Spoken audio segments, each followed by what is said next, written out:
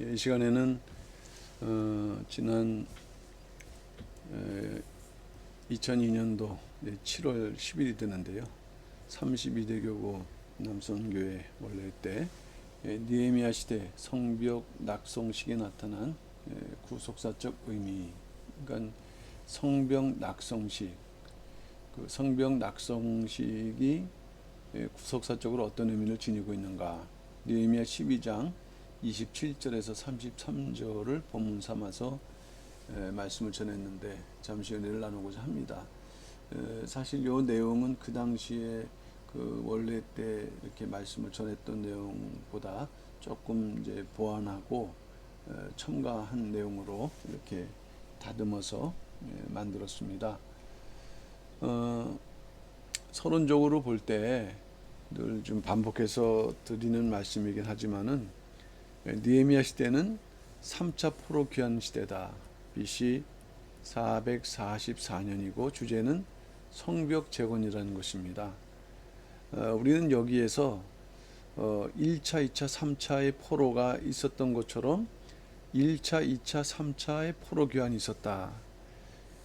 이러한 그 어떤 그 균형이 잡힌 역사를 통해서 볼 때 이 모든 게 하나님의 어떤 구속사를 보여주는 계획과 주권적인 섭리 속에서 이루어진 역사라는 것이죠. 하나님의, 그러니까 이제 귀한 역사는 무엇일까요? 포로 귀환이 보여주는 것은 돌아오면서 그 이스라엘 나라를 회복하는 것이죠. 회복하는데 결국에는 그것은 하나님 나라를 회복하는 예표다. 대단히 중요한 것입니다. 그렇기 때문에 우리는 이 느헤미야 시대를 통해서도 구속사의 완성이라는 과정이 어떻게 이루어지고 있는가 하는 것을 발견할 수 있습니다. 1차 포로 귀환이 성전 건축에, 고레스 명령에 의해서 성전 건축의 핵심을 두고 있다면은 2차 포로 귀환은 에스라 주도의 신앙 공동체, 성전은 지어졌는데 성전에서 드려지는 그 예배가 진정으로 하나님께 연락되는 예배가 될 수 있도록 그러한 어떤 목표가 있는 것이고, 이제 마지막 3차가 느헤미야 주도의 성벽 재건입니다. 그래서 성벽이 재건된다는 것은 그 나라가 이루어진다는 것이죠. 나라가 있는데 성벽이 허물어져 갖고 누구든지 그 왕래를 한다면 그것은 나라로서의 인정받지 못하는 것이거든요. 그러한 면에서 분명히 그 1차, 2차, 3차의 과정은 그 나라의 회복이자 영원하신 하늘 나라 회복의 예표다. 그 중에서 3차 성벽 재건의 완성은 뭐냐면은 성벽 낙성식에 이제 맞춰진 다음에 끝으로 성전에 들어가는 것으로 끝나게 됩니다. 이것이 뭘 의미하느냐? 성벽 낙성식을 통해서 성전에 들어간다. 이것은 우리가 구속사 쪽으로 볼 때 구속사의 모든 사건이 완성된 이후에 마지막 성도들이 들어가야 될 장소가 있습니다. 그것은 바로 새 예루살렘 성이거든요. 그러니까 이것을 암시한다. 그런 면에서 우리는 성벽 재건을 그런 쪽으로도 이제 주목하고 살펴봐야 된다. 성벽 재건의 사건을 말이죠. 과연 느헤미야 시대의 사건은 오늘날 그 성도들에게 첫째 새 예루살렘 성에 입성하는 이제 과정을 보여주고 또 어떠한 믿음의 준비를 해야 되는가는 보여주는 사건이라고 할 수가 있는 것이 되겠습니다. 그러면 이제 오늘은 두 가지로 살피는데, 첫 번째는 성벽 재건에서 성벽 낙성식까지의 그런 과정들을 우리가 다시 한번 종합적으로 살펴보도록 하겠습니다. 이것은 순서죠. 그런 순서를 통해서 또 우리가 얻는 교훈도 있고, 그리고 어떤 과정을 통해서 이것이 이루어지는가 하는 대단히 중요한 내용이 되는데, 첫 번째는 성벽 재건입니다. 성벽 재건. 성벽은 처음부터 새로이 재건된 게 아니라 이미 건축이 돼 있었던 것이 허물어졌다. 그래서 파손된 부분을 보수한다. 언제 공사가 시작됐냐면은 주전 444년 5월 4일이다. 느헤미야 2장 11절 말씀 볼 때 내가 예루살렘에 이르러 거한 지 3일에, 그러니까 3일이니까 5월 1일에 도착해서 2일, 3일이죠. 그리고 그 다음날 4일부터 공사가 시작되는 것이고, 그 다음에 느헤미야 6장 15절 말씀 볼 때는 성 역사가 52일 만에 끝났다고 말씀했거든요. 그러니까 두 번째 성벽 재건의 공사가 완성된 것은 주전 444년 6월 25일이다. 지난번에 말씀드렸던 것처럼 이것은 태양력이 아니고 태음력이다. 태음력이고 짝수달은 한 달이 29일이거든요. 이러한 계산을 통해서 볼 때 우리는 5월 4일에 시작이 되고 52일 동안, 그래서 6월 25일에 완공됐다는 것을 알 수 있는데, 이 성벽 재건은 12문을 건축하는 것, 이미 그 파손되지 않는 문도 있고요. 그리고 이 공사를 42구역으로 나누어서 진행되었다라는 것입니다. 그러면 우리는 12문이라고 할 때 신구약 성경에서 이 12이라는 숫자, 사실 완전수죠. 3 곱하기 4로 이루어지는 그 완전수 12. 그래서 구약을 대표하는 12지파, 신약을 대표하는 12사도. 그것이 새 예루살렘 성에서 그대로 그 성을 통해서 구현되고 있거든요.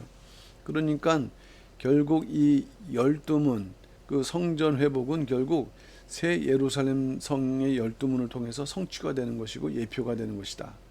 그리고 42구역이라고 할 때 우리가 42구역을 떠올리게 되면은 일단 광야 생활 42진 장소를 의미하고요. 그 다음에 마태복음 1장의 족보를 보게 되면은 그 12, 그 아브라함부터 예수님 때까지의 사실은 그 14대 14라는 그런 과정을 통해서 42라는 그러한 숫자를 이제 암시하는데, 이것은 구속사 운동의 완성을 상징하는 것이거든요. 그러니까 결국 이 12문과 42구역은 이것은 구속사 운동을 이렇게 우리에게 보여주는 그런 사건이라는 말씀이 되겠어요. 두 번째 사건, 성벽 재건에서 성벽 낙성시까지 두 번째 사건은 영적 각성 운동이 이루어졌다. 이 성벽이 그 재건되기 전이 아니라, 그래서 성벽 재건한 것이 아니라 성벽을 먼저 재건하고 그 이후에 영적 각성 운동이 일어났다 하는 것입니다. 자, 첫 번째는 이제 나팔절을 준수로 했는데, 나팔절은 주전 444년 7월 1일이죠. 7월 1일.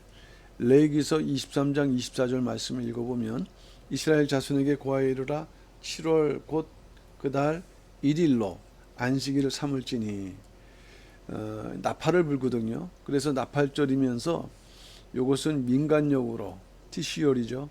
티시리월, 달력으로 볼 때는 신년절, 신년이라고 하는 건 1월 1일인데 그 티시월 달력으로는 7월이 첫 달이란 말씀이죠. 그러니까 7월 1일은 신년이에요. 그래서 나팔절은 그 신년인데 새로운 출발을 의미한다. 그러니까 구속사 쪽으로 보면은 예수 그리스도의 재림을 상징하고, 그러기에 이 신년절에 뭘 불라고 했습니까? 나팔을 불라고 그랬거든요. 이 나팔은 데살로니가전서 4장 16절 말씀 볼 때 우리는 예수님 재림할 때에 하나님의 나팔을 우리가 생각을 할 수 있다. 그렇기 때문에 이 사실 그 이스라엘 절기 가운데 나팔절은 사실은 종말적인 절기다 하는 것을 말씀을 합니다. 이 나팔절 때 그 에스라는 이스라엘 백성들로 하여금 그 율법책을 읽어달라는 요청을 받게 되거든요. 그래서 얼마나 좋습니까? 에스라가 먼저 얘기를 해야 될 것이지만 이제 그 성벽 재건이라는 어떤 감동을 받은 이스라엘 백성들이 뭔가 영적으로 우리가 하나님의 말씀에 대해서 깨달아야겠다. 그래서 율법책을 읽는 과정 속에서 죄를 깨닫게 됩니다. 하나님의 말씀대로 살지 못했던.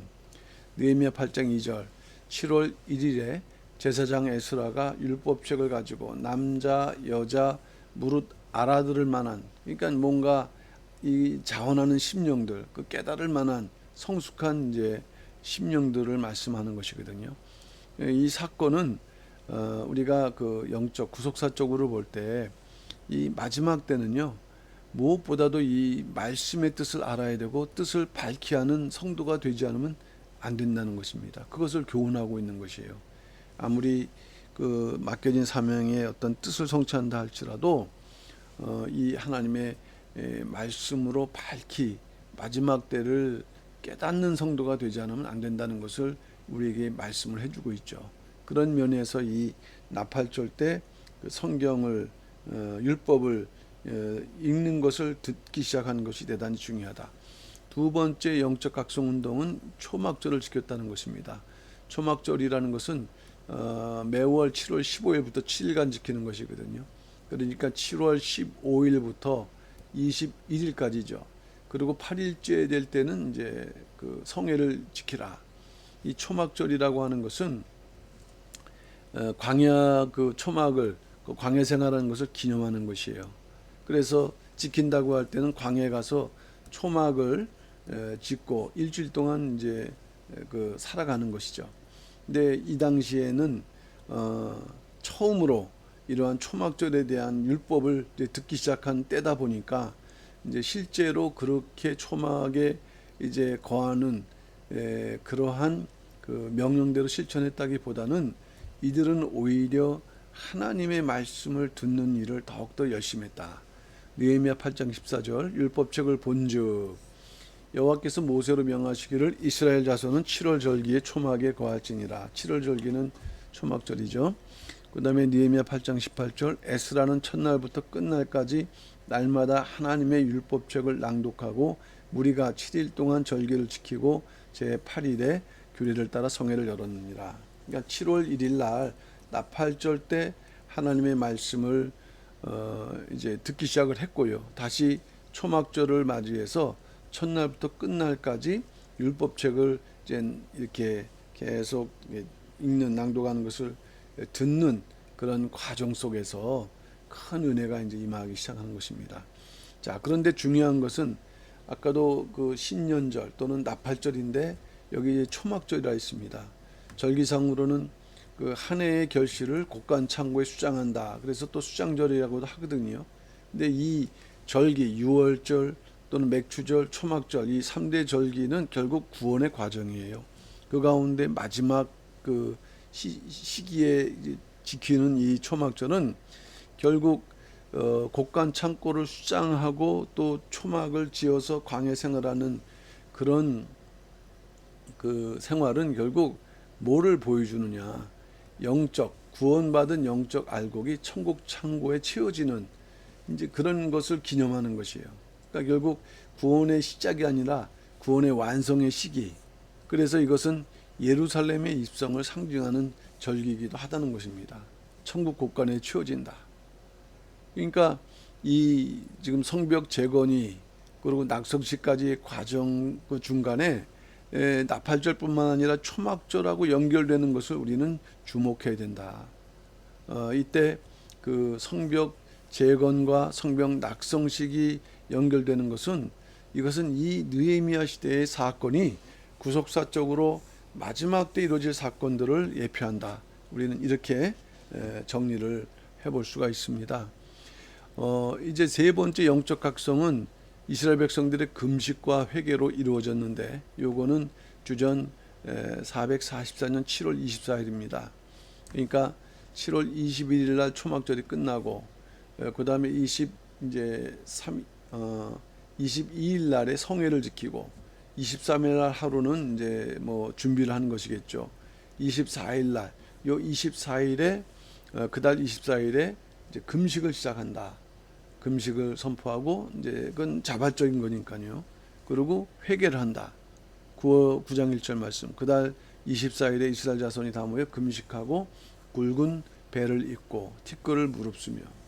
그러니까 굵은 배는 입을 때 대단히 불편한 그런 옷이거든요. 그러니까 뭔가 이제 육신의 불편함을 통해서 하나님 앞에 이렇게 그 자기 마음을 낮추고 정말 죄를 용서를 구하는 이제 그러한 행위를 자발적으로 7월 24일 날 이제 했고, 이어서 날짜는 나오지 않지만 언약갱신과 인침이라는 그러한 그 어떤 결심으로 이어지고 있다.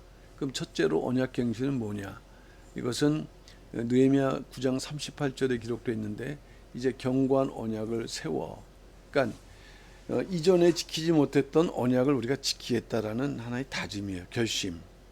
그리고 그 다음에 인침. 인침이라는 것은, 이거는 인을 쳤다는 것은 도장을 찍다, 이런 의미거든요. 인봉을 하고 도장을 찍다.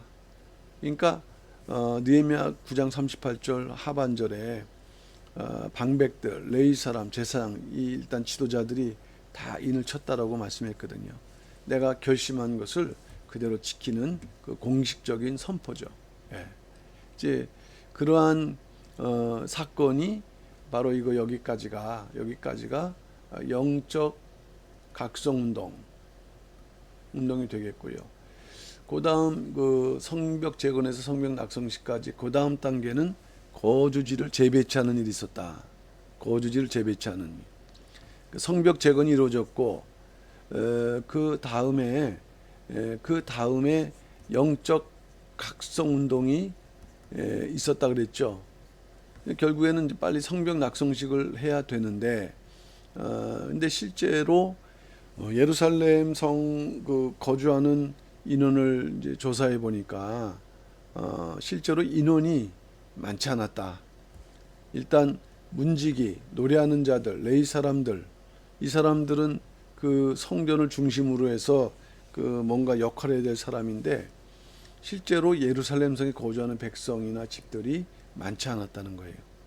그러니까 뭔가 거기에서 이제 거하는 그러한 사람들이 있어야 했다 해서 요 재배치가 이루어지게 되는 것이죠. 느헤미야 7장 4절. 그 성은 광대하고 거민은 희소하여. 그 예루살렘 성은 넓은 데 비해서 거기에 거주하는 예루살렘 거민들은 적다는 것이에요. 그리고 이 사람들이 적으니까는 가옥도 건축하지 못했고, 이 사람이 많이 살아야 활성화되고 되는 것처럼 지금 하나님께 이 성벽 낙성식이라는 것은 봉헌이거든요. 봉헌을 바쳐야 되는데 이렇게 빈 내용으로 바쳐서는 안 되고 꽉 찬 내용으로 바쳐야 되다 보니까 이제 거주지를 재배치하는 일이 있었고요. 어떤 방식으로 했느냐? 첫째는 백성의 두목은 이제 의무적으로 어떻게 보면은 이제 사실은 아무것도 없는 상황에서 만들어 가야 되기 때문에 이들이 예루살렘에 먼저 머물게 했던 것은 그들이 하나의 모범이 이제 되는 역할을 했던 거죠. 느헤미야 11장 1절. 백성의 두목들은 예루살렘에 머물렀고, 두 번째는 제비를 뽑았다. 제비라는 것은 본인들의 의사와 상관없이 하나님께서 정해주신 하나의 방법으로 믿기 때문에 이 뽑힌 사람들은 그대로 할 수밖에 없는 거예요. 그래서 얼마만큼 뽑혔냐? 백성의 10분의 1을 예루살렘 거하게 하였다. 이렇게 뽑힌 사람은 이제 그냥 그 결정을 따를 수밖에 없는 거죠. 느헤미야 11장 1절. 그 남은 백성은 제비를 뽑아 10분의 1은 거룩한 성 예루살렘에 와서 거하게 하고, 아마 전체 인원하고 그것을 다 느헤미야가 계산을 해서 10분의 1을 결정을 했겠죠. 세 번째는 예루살렘에 거하기를 자원하는 백성들이 있었습니다. 먼저는 기본적인 그러한 인원을 10분의 1을 뽑은 다음에 자원하는 백성들이 있었다. 또 이 사람들은 헌신하는 자들이에요. 사실은 아무것도 없는 터전에서 살기를 원한다고 할 때는 고생이 심할 텐데도 이게 하나님의 뜻을 위한 것이기에 느헤미야 11장 2절 무릇 예루살렘에 거하기를 자원하는 자 백성들을 위하여 복을 빌었느니라. 자원하는 자들이 있었다. 이렇게 해서 재배치가 이루어진 다음에 네 번째 중요한 일들이 제사장과 레위인의 인구조사를 했다는 것입니다. 제사장과 레위인의 인구조사. 성벽 낙성식 직전에 했던 마지막 일이 바로 요 인구조사였다는 거예요. 수를 세웠다. 그러니까 어쨌든 이 제사장과 레위인의 그 역할은 무엇입니까? 하나님께 예배드리는 그러한 역할을 하는 것이거든요. 그러니까 이들을 인구조사했다는 얘기는 결국 이것은 성벽 공사의 궁극적인 목적이 예배된 데 있다는 것을 이제 또 암시하기도 해요. 어쨌든 이제 성벽 낙성식을 앞두고 제사장과 레인들이 인구 조사를 했고, 이것의 핵심은 예배에 있다. 그리고 그 인구를 조사한 것 자체는 또 뭐가 될까요? 족보를 남게 되는데, 그 당시뿐만 아니라 어디까지 거슬러 올라가느냐? 1차 바벨론 포로 귀환까지 거슬러 올라가서 뭔가 이와 같이 끝까지 그 자기의 업무를, 임무, 직무를 잘 감당한 그러한 성별된 족보를 또 기록하는 일을 이제 했습니다. 그리고 마지막이 그 마지막 이 성벽 재건 역사를 마무리하는 낙성식, 끝나는 이제 그 큰 행사죠. 느헤미야 12장 17절 오늘 본문이 되겠는데, 읽어보게 되면은 예루살렘 성곽이 낙성되니, 이제 공사는 끝났습니다. 그래서 이제 낙성식을 해야 되다 보니 각처에서 레위 사람들을 부르고 또 감사하고 노래하고 재금치고 비파 수금을 타며 즐거이 봉헌식, 하나님께 드리는, 이제 낙성식은 봉헌식이니까 봉헌식을 하려 한다. 자, 그러면 그 성벽 낙성식은 어떤 그 과정으로 이루어졌는가 할 때, 첫째는 정결 예식을 먼저 행했습니다. 정결 예식. 이것은 봉헌 제물을 잡아서 이제 그 속죄 제물로 드리는 거죠. 사람들은 건물을 했는데 성문, 성벽을 이제 정결케 했어요. 어떻게? 요 제물에 피를 뿌려서 정결케 했습니다. 그럼 여기에 대해서 먼저 정결의 대상은 제사장들, 레위인들, 그 다음에 백성들. 이것은 사람이고요. 성문과 성벽에 대한 정결 예식이 있었고, 두 번째는 특이한 모양인데 성벽을 행진했다. 우리가 예루살렘 그 성을 이제 대충 이렇게 그려볼 수 있겠는데, 요 모든 부분들을, 요 부분에서 여기 이제 골짜기 문이 되는데, 요 부분에서 시작해서 한 팀은 우측 방향으로, 한 팀은 좌측 방향으로, 그래서 여기 감옥문이라고 불려지는 한밑관문까지 빠짐없이 다 밟으면서 성벽 행진이 있었거든요. 그러니까 첫째 에스라를 따르는 찬양대열 17명은 이렇게 시계 반대 방향으로 행진을 했고요. 그래서 골짜기문, 샘문, 수문, 동문, 한밑관문. 여기가 한뭇관문이니까 그 앞에 이제 동문이 있고요. 그 다음에 이제 샘문이 있고, 이런 식으로 행진을 했고, 느헤미야를 따르는 찬양대열은 17명이었습니다. 여기에서 출발을 해서 한밑관문까지 시계 방향으로 움직였는데, 골짜기문에서 에브라임문, 옌문, 어문, 양문, 감옥문으로 이렇게 진행을 했습니다. 지난번에도 말씀했지만은 요 17, 에스라는 이제 17에서 빠진 선두주자가 됐고, 느헤미야는 이제 종교인이 아니고 총독이었기 때문에, 그러나 아주 중요한 또 역할을 하는 분이기 때문에 이 찬양 대열에 들어가서 17명을 이제 이루고 있다는 내용이 되겠습니다. 그다음에 마지막으로 성전 입성, 이제 한밑관문으로 내려가서 거기에서 문을 통해 갖고 성전으로 입성을 하면서 이 성벽 낙성식이 끝나게 되죠. 느헤미야 12장 40절. 이에 감사 찬송하는 두 떼와 나와 민장의 절반은 하나님의 전에 섰고. 이게 이제 무슨 말이냐면 감사 찬송하는 두 떼라 그랬거든요. 그러니까 일단 에스라를 따르는 한 떼. 그런데 느헤미야를 중심으로 해서 이런 식으로 구분이 됐다는 것이에요. 그러니까 느헤미야와 그 절반, 그 다음에 요 앞은 찬송하는, 감사 찬송하는. 그러니까는 이제 8명이 되겠고, 8명 합해서 이제 총 17명. 그러니까 느헤미야가 가운데 섰다는 것을 우리는 볼 수가 있는 거죠.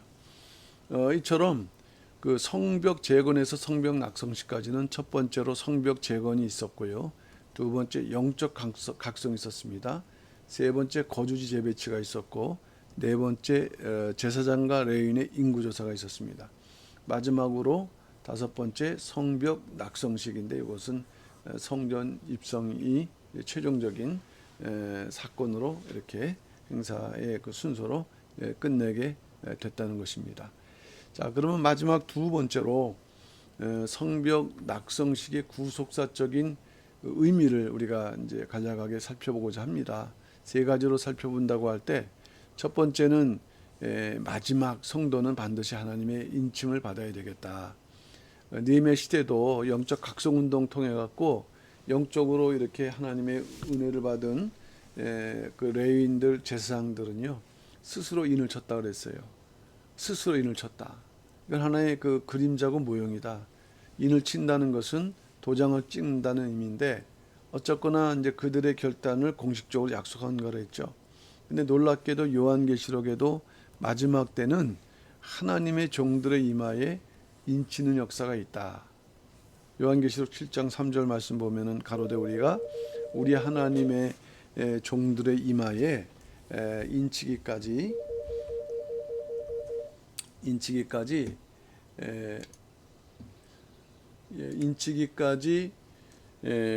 땅이나 바다나 나무나 해하지 말라 이렇게 이제 말씀했습니다.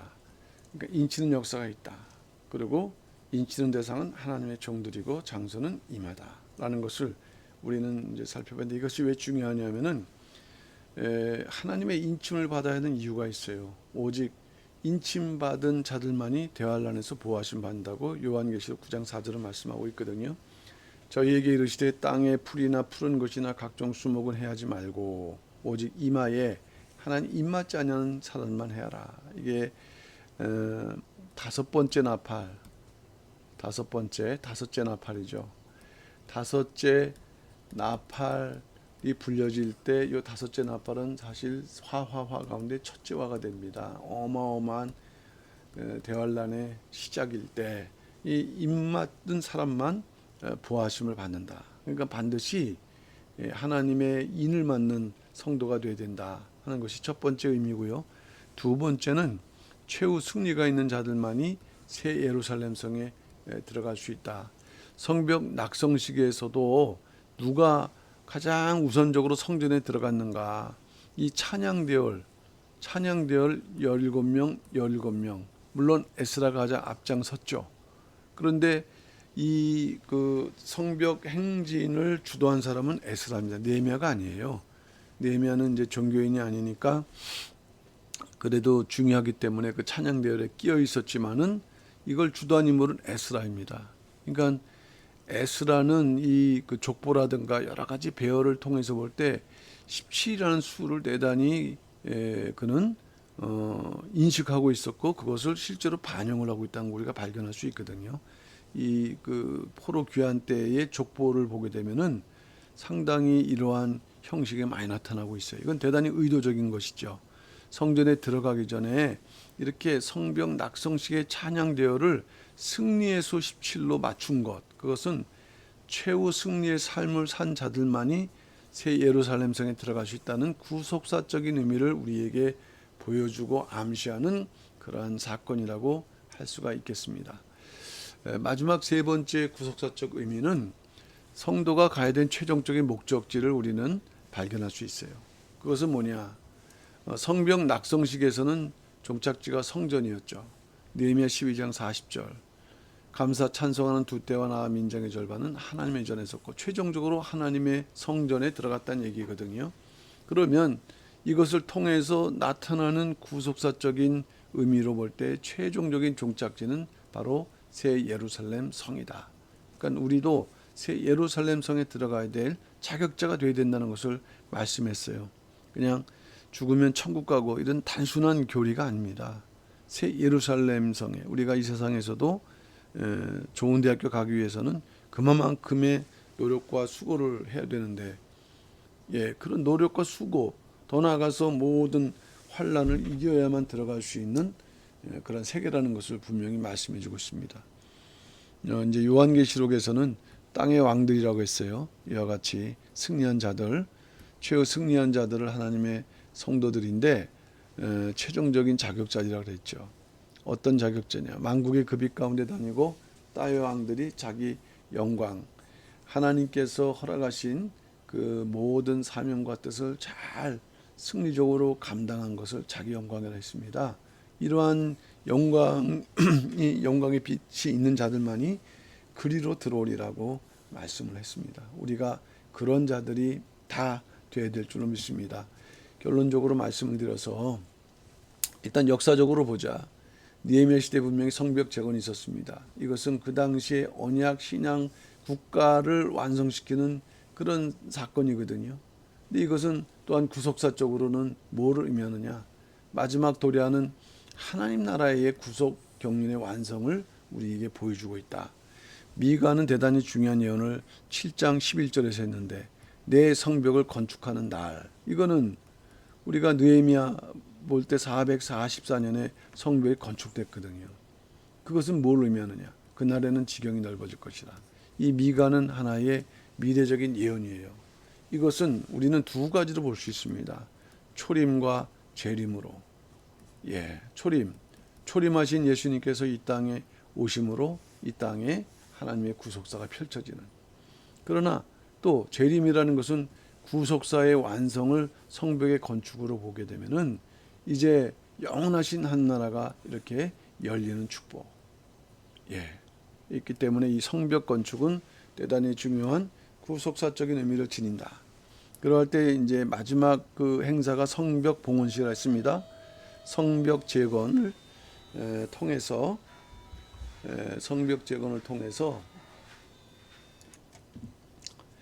다시 말씀드리는 것은 이 성적 봉헌식은 이제 성벽 재건을 진정으로 완성하는 사건이라 했습니다. 이제 최종적인 그런 사건이니까. 그래서 17명 이스라엘 백성들의 대표자들이 두 때를 이뤘다. 이것은 요 17이라는 숫자를 통해서 어쨌든 성벽 그 낙성식의 최종적인 완성은 이와 같이 그 최후 승리하는 자들에게 있다라는 것을 우리에게 암시해주고, 그것은 새 예루살렘 성에 들어갈 수 있는 것을 우리에게 교훈한다. 이제 말씀드릴 수 있겠습니다. 마지막 성도. 그래서 결국 이 성벽 재건은 과정을 볼 때 우리에게 맡겨진 구속사의 사명을 상징합니다.